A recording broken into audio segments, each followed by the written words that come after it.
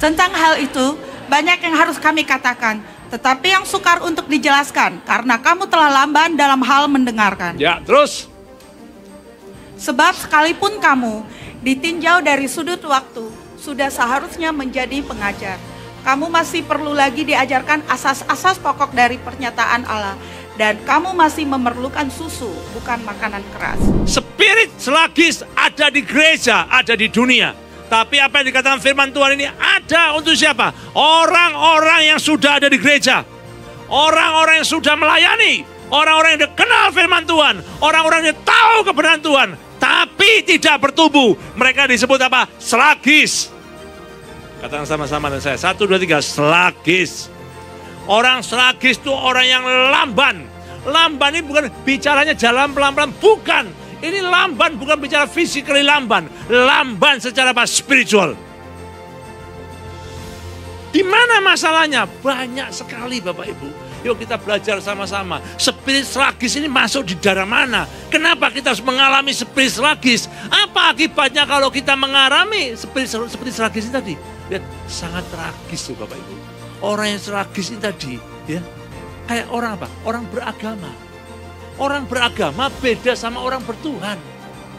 Orang beragama itu religion.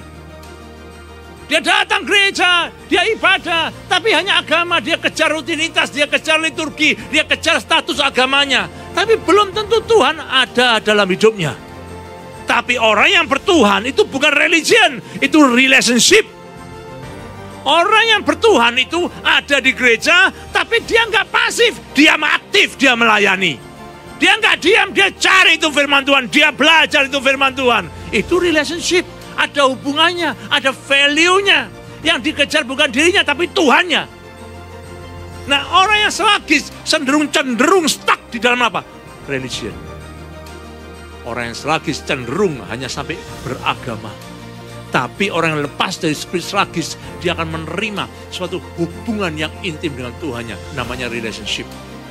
Tapi jangan puas sampai di relationship, naik. Sampai di mana? Jangan hanya bertuhan, tapi mentuhankan Tuhan dalam segala hidupmu. Itu level paling tinggi. Redemption. Orang yang ditebus oleh Tuhan. Hidupnya itu, aku bukan aku lagi, tapi Kristus yang ada dalam diriku. Itu redemption, hidup penebusan. Dia hidup itu bukan buat dirinya lagi. Bukan hanya ibadahnya, bukan hanya hubungannya. Tapi seluruh hidupnya dia sadar. Aku ada hari ini bukan karena diriku. Tapi karena Kristus yang mati di atas kayu salib. Yang menebus dosa salahku. Redemption.